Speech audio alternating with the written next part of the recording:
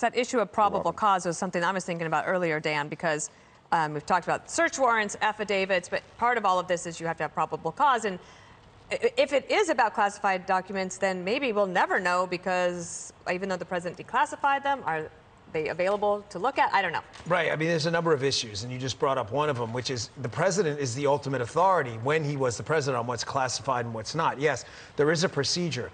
But let's just be clear, this is unprecedented. We've never seen anything like this in American history. So if you're going to have a reason to break precedent and go after your political opponent in the past and potentially in the future, you better damn well produce some cookies. You better not produce. I've done these, by the way, many of these. Was a federal agent for over 12 years. I've done warrant returns. We weren't so fancy as the FBI. We wrote it out in hand. But I'm looking at this here and I'm wondering, okay, so you're about to burn down the constitutional republic like this loser in the Attorney General office is. So what's he producing here? The Russian nuclear codes? Don't see that. The United States nuclear code? Don't see that either. What is he producing? Is it the file on where Amelia Earhart? I don't see any of that. Matter of fact, all I see is, yes, there may be some classified documents. I say maybe because we don't know if they were declassified or not. And I say, okay, if that's the case, he had something he shouldn't have had. There's a process for that, the same process we've done with every other president. So Merrick Garland wants to burn the republic down, infuriate probably 100 million plus Americans over leather-bound boxes of documents. What is this, Anchorman? He has a collection of leather-bound books and what, fine colognes? This is what we're burning the country down? Why are you laughing? That's funny. I'm not a comedian. I should have done your show today. This is it. You're going to burn the country down over what? Over this? You better produce something, and they haven't produced anything. One of the things on the list, Greg, is like a box of documents. Yeah, box of... So that's why I think, I don't know if we'll ever actually see these documents until they decide to leak it. I have to disagree with Dan. This is bigger than Watergate. Right. It's bigger than 9/11. It's bigger than Vietnam, Iran, all combined. It's bigger than the cancellation of Facts of Life. If he actually went home with extremely sensitive material and now he won't give them back, why do you think he would do that? Do you think he's planning on selling these secrets to Russia, or is he going to build his own missile in Bedminster? He already has the bunkers. It's a golf course joke.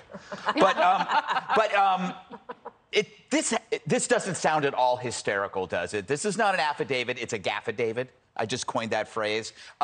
You can't take anything seriously when it sounds like every hoax that has come before it. The hoax thing is always this, like, it starts off with this big fireball, and then it just starts, and then everybody is going tick, tick, tick, tick on Twitter, and they're going, oh, the walls are closing in, the walls are closing in. And then as it goes away, suddenly the media has to turn on the supporters and say, they're dangerous. What you're going to hear a lot of is, if it's true, if it's true. I heard that on our network, if it's true. These three words prefaced every single story that turned out not true. This could be, if it's true, this could bring him down. So to your point, Dan, this is going to be about process. It's going to be the most boring thing ever. A he said, she said about paperwork.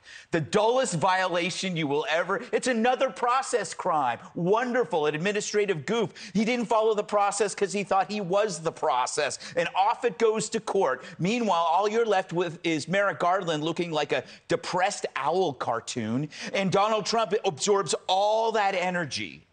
And he decides, I'm going to run again, and he's going to use all that energy to win. Or maybe he won't. All I know is the guy that's coming out on top right now is him, because this just looks hilarious. There was some discussion today also about how do you prove intent, right? Because, again, we don't know hardly anything. But this is Brett Tolman. He used to work at DOJ. He was talking about how to prove intent. You do not have the mental state evidence to prove that there was intent. You have to be able to show that the president himself had the intent to take and keep and refuse to give back classified materials. And that doesn't even include whether or not he designated it or declassified it. It's whether or not he had the intention, and that there are overt acts by the president that back up the theory that he had the intention to commit a crime. We don't have any of that. It's like this, since Monday night, we don't have any of that. We now have the search warrant, but as Dan was pointing out, it's pretty vague as to what they took. I will point you to Attachment B, Paragraph C. Any government and/or presidential records created between January 20th, 2017 and January 20th, 2021. That's every record created during the entire Trump presidency. That's what they could take. Andy McCarthy texted me about this, and he said, that's not evidence of a crime at all. It's not, much less a crime of mishandling classified information. It's evidence of a Presidential Records Act violation, and that's not a criminal statute. These search warrants are supposed to be about evidence of crimes, but this warrant allows them to take every shred of paper related to Trump's presidency, regardless of whether it's connected to classified information. Again, these roughly 30 FBI agents should have been carrying rods and reels and buckets of bait, given what they're going into Mar-a-Lago looking for. As Andy has said over and over again, the why now is the January 6th investigation within the Justice Department. Period. End of statement. Full stop. That the why now is that you've had recently, the day after the Mar-a-Lago search, the FBI executed the warrant on Congressman Scott Perry for his phone. And Congressman Perry was the one who introduced the environmental lawyer at the Justice Department to President Trump, Jeffrey Clark. Jeffrey Clark and John Eastman both had search warrants executed on them in June. Jeffrey Clark, I believe, was pulled out of his house, in pajamas when they were searching him. Then you had grand jury subpoenas recently to Pat Cipollone and Patrick Philbin. So search warrant, subpoena, Scott Perry, the phone, and now this. This is they are the garbage men. They're collecting evidence to funnel to the Department of Justice to support the January 6th investigation. Andy has said that all along, and that one little paragraph seems to indicate that. They take anything, anything they want. Jessica? All of Trump's talking points have exploded in his face, whether it's on stuff that he has released on his Truth Social account himself, or the people that he has dispersed all over television to proliferate his lies, including his own children, saying that he didn't get a copy of the warrant. Christina Bobb, his attorney, confirmed that on our network and other networks. They did have the warrant there. He said President Obama, I love when he tattletales on himself. President Obama did this too. He took the nuke materials out, in his back pocket. Not true. The National Records Office released a statement that President Obama fulfilled protocols, 30 million documents, went through them to Chicago, following protocol, respect for the law and the way that things are done.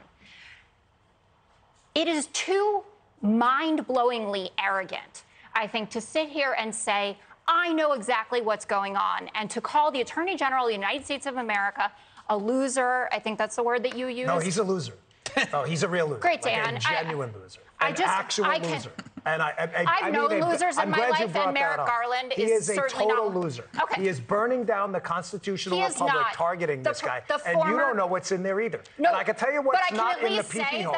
An actual PP tape. I can tell you what was on the Hunter Biden laptop. Actual pictures of him with hookers smoking crack. Guess what? So Hunter Biden was not president and will not be. The pearl clutching about how Barack Obama was a standard and paragon of justice on the Democrat side. Hillary Clinton literally